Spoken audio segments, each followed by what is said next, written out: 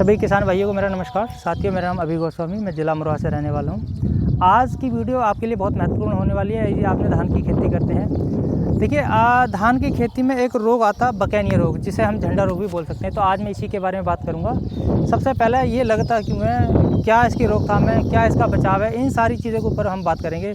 किस तरीके से हम इसको कंट्रोल कर सकते हैं। देखिए, धान में जो ये बकैना रोग लगता है, ये बहुत एक भयंकर बीमारी है जो खेती में, धान की खेती में शुरू से ही प्रभावित करती है धान खेती को, क्योंकि ये नर्सरी से ही लगती है और जब तक फसल कटती नहीं है, यानी कि फसल कटाई तक ये रोग उसी में दिखाई देता है। तो बात करें इसी वीडियो में, तो वीडियो को लास्ट तक बने रहना। अभी आपने वीडियो को लाइक नहीं किया तो प्लीज़ लाइक करें, चैनल को सब्सक्राइब करें।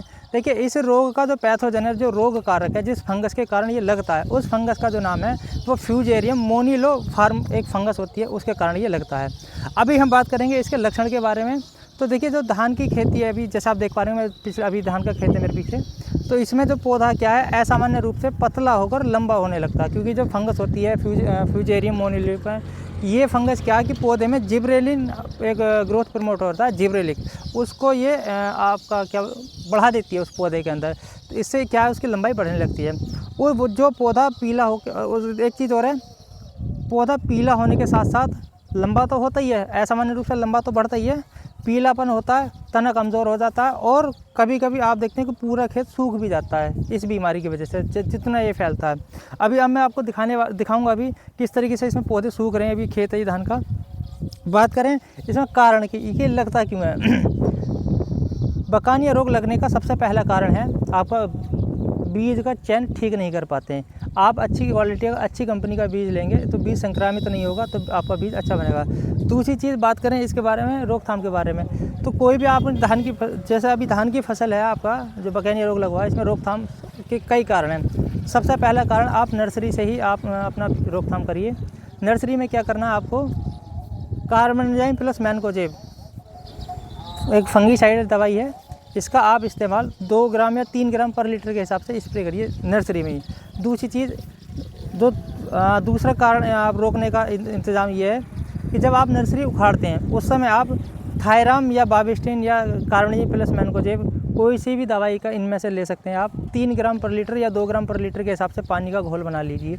उसमें धान की पौध को उखाड़ने के बाद उसमें डुबोना है कम से कम 15 से 20 मिनट। इससे क्या है, आपका पौध उपचार हो जाएगा। पौध उपचार होने के बाद जो जितनी भी फंगस की बीमारी लगती है वो सब रुक जाएंगी। तीसरा कारण ये है, यदि आप जैविक खेती कर रहे हैं, धान की भी आप जैविक तरीके से उगाते हैं, तो आप वहाँ पर ट्राइकोडर्मा का इस्तेमाल कर सकते हैं 4 ग्राम प्रति किलो के हिसाब से बीज उपचार में। और जब आप पौध उपचार करते हैं वहाँ पर आप 6 से 7 ग्राम पर लीटर के हिसाब से ट्राइकोडर्मा का घोल बीज उपचार करना चाहिए।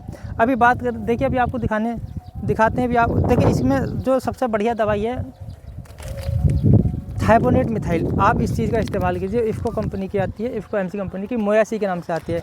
सबसे बड़े, जब आपका धान में बीमारी आने से पहले यदि आप इसका इस्तेमाल करते हैं तो सबसे बड़े बेहतरीन रहता है। कोई भी एक सिंगल भी पेड़ आपके खेत में देखने को नहीं मिलेगा। मोयासी जो आती है, इसके अंदर थाइपोनेट मिथाइल 70% आप देख भी पा रहे होंगे, 70% थाइपोनेट मिथाइल। इसका इस्तेमाल जो करना है आपको, कैसे करना है वो आप बने रहना, वीडियो को लास्ट तक बताने वाला हूँ। अभी आधा किलो पर एकड़ के हिसाब से आपके खेत में पानी नहीं होना चाहिए, या आपने पानी दे रखा है तो उस पानी को सूख जाने दें। इतना सूख जाए कि आपका पैर उसमें चिपचिपा रहे, नमी पूरी पर्याप्त तरीके से बनी रहनी चाहिए। उसके बाद आप क्या करना है आपको, राख में या रेत में, ध्यान रखना यूरिया आपको इस्तेमाल नहीं करना उस समय, अगर आपके खेत में रोग है तो।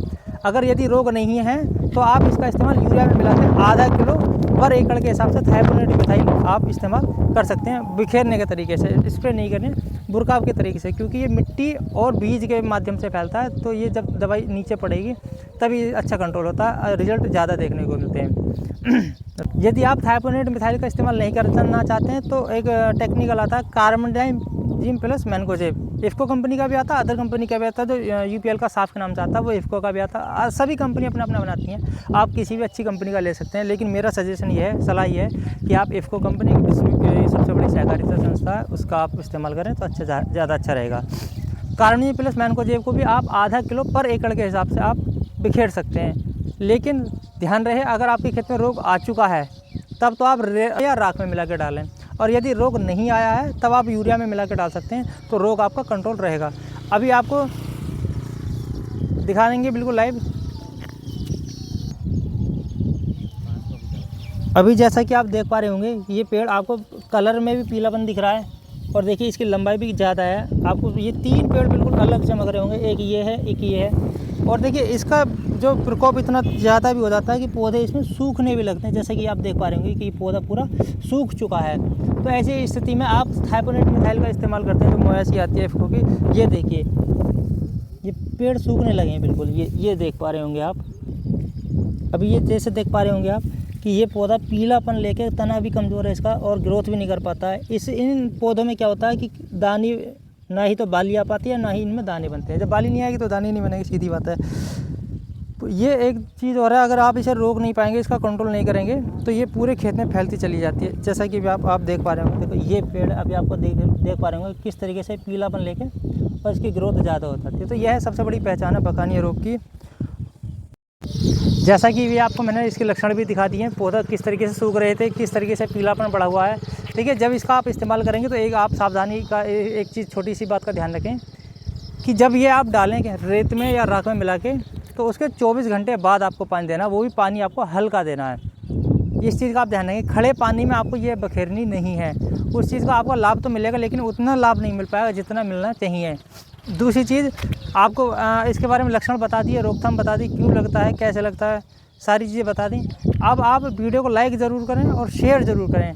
नमस्कार, मिलते हैं अगली वीडियो में, तब तक के लिए धन्यवाद।